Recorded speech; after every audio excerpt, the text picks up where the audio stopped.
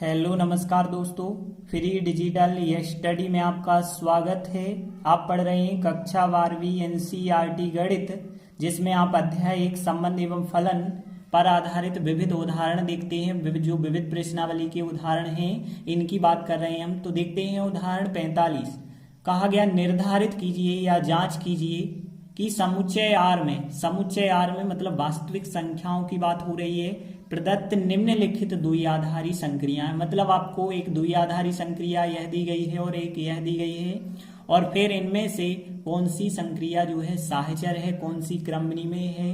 तो हमें साहचर और क्रमनिमेय चेक करके बताना है। दो सवाल हैं इसके अंतर्गत। ए स्टार बी का मान 1 है, जहां पे प्रत्येक जो ए बी होंगे वो रियल नंबर से लेना होगा, और यहाँ ए स्टार बी का मान a प्लस बी बटे 2 है, और यहाँ भी प्रत्येक ए बी जो होंगे वो आर से लिए गए हैं, मतलब वास्तविक संख्याओं से लिए गए हैं। तो देखिए सबसे पहले हमने पहला सवाल लिया, ए स्टार बी का मान 1 है, जहां पे प्रत्येक ए बी आर के अंतर्गत है, मतलब वास्तविक संख्या के अंतर्गत ही आपको लेना है। तो देखिए सबसे पहले हम यहाँ पे क्रमनिमेय सिद्ध करते हैं, फिर साहचर्य सिद्ध करेंगे। तो देखिए क्रमनिमेय सिद्ध करना हो या फिर क्रमनिमेय की जांच करना हो, साहचर्य की जांच करना हो, तो नियम क्या होता है, ए स्टार बी का मान बी स्टार ए के बराबर होना चाहिए।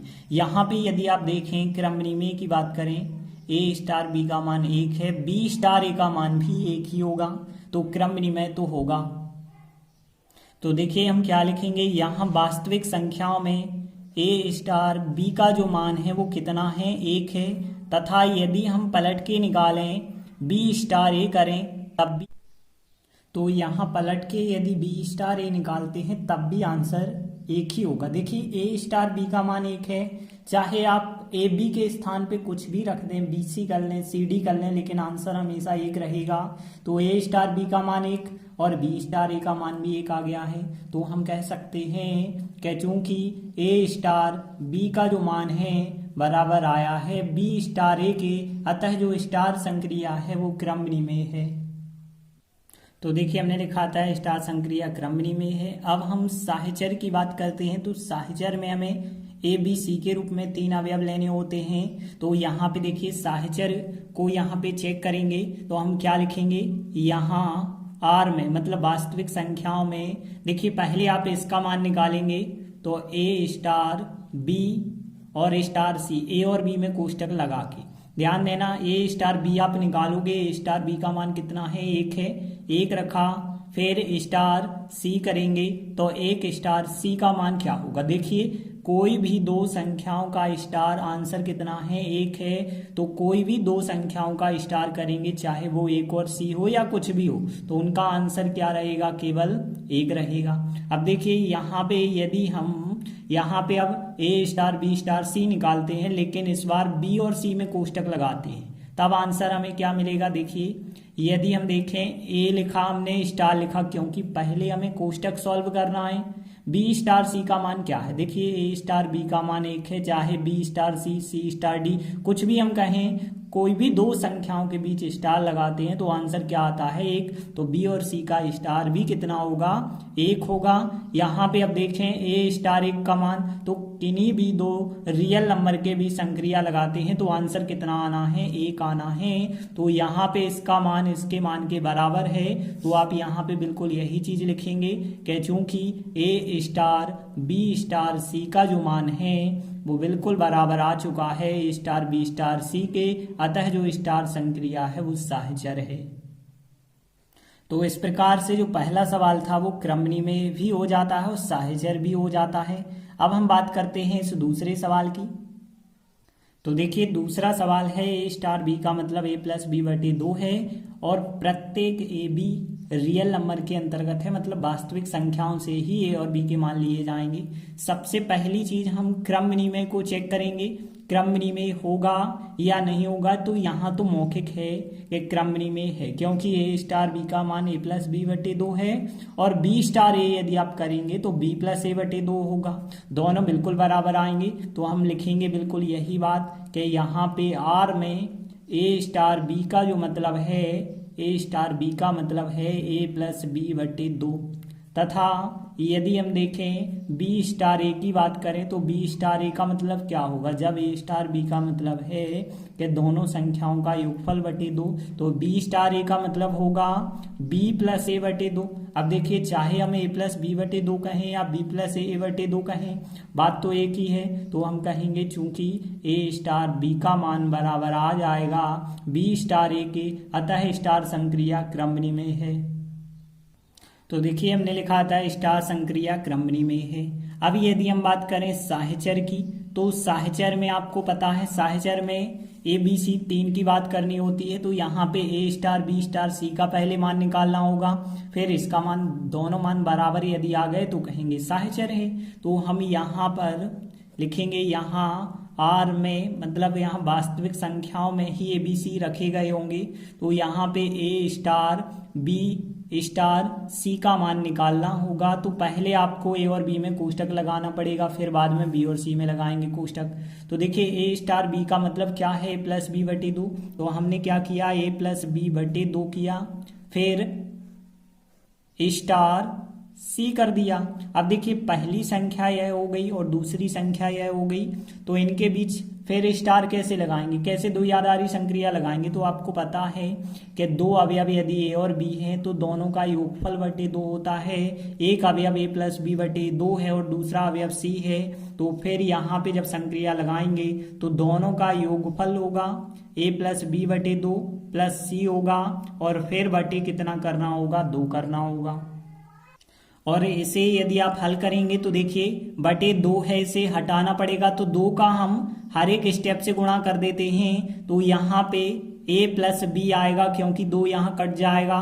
2 का गुणा c से भी आप करेंगे तो यहाँ पे 2c आ जाएगा, और नीचे यदि 2 का गुणा करेंगे तो कितना हो जाएगा, 4। तो इसका मान तो आ चुका है।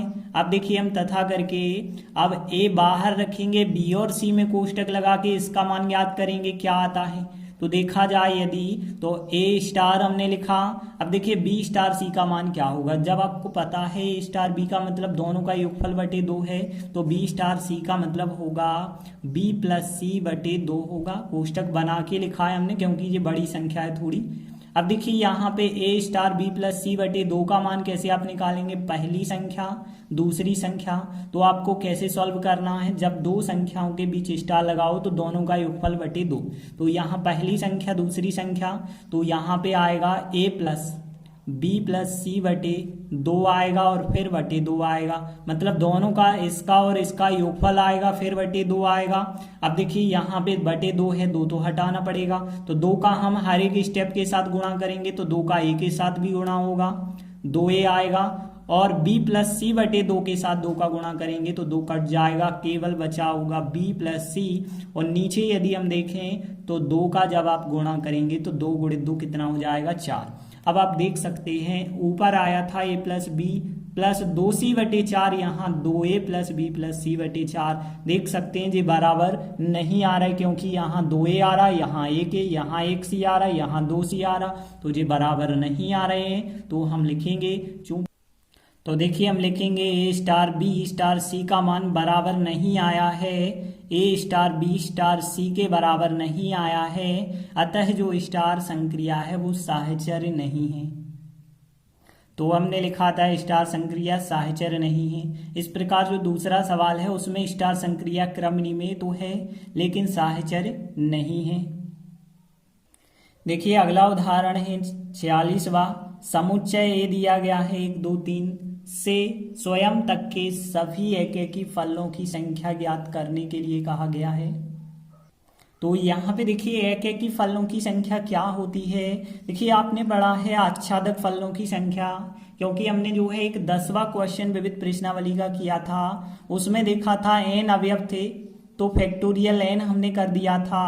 तो जितना भी जो आंसर आया था फैक्टोरियल n को सॉल्व नहीं किया था, तो जितने अवयव होते हैं उतने फैक्टोरियल आप कर देते हैं तो आच्छादक फलन की संख्या आ जाती है, और जितने आच्छादक फलन होते हैं उतने ही एकेकी फलन होते हैं। तो यहाँ भी हम कहेंगे कि जब 3 अवयव हैं, एक समुच्चय जो 3 अवयव हैं यदि, तो फिर फैक्टोरियल 3 हो जाएगी एकेकी फलनों की संख्या। तो देखिए हमें यहाँ पे क्या लिखना होगा, एक समुच्चय दिया गया है तो सबसे पहले हम लिखेंगे कि दिया है हमें एक समुच्चय दिया गया है, तो दिया है ए बराबर 1 2 3, एक समुच्चय दिया गया है, इसमें 3 अवयव हैं, हम यह लिखेंगे इसमें 3 अवयव, और 3 अवयव कौन कौन से हैं, 3 अवयव 1 2 3 हैं, इसलिए अवयवों की संख्या यहाँ पे कितनी हो गई, यहाँ पे अवयवों की संख्या जो हो गई वो n बराबर कितनी हो गई है, n बराबर यदि हम कहें तो 3 हो चुकी है।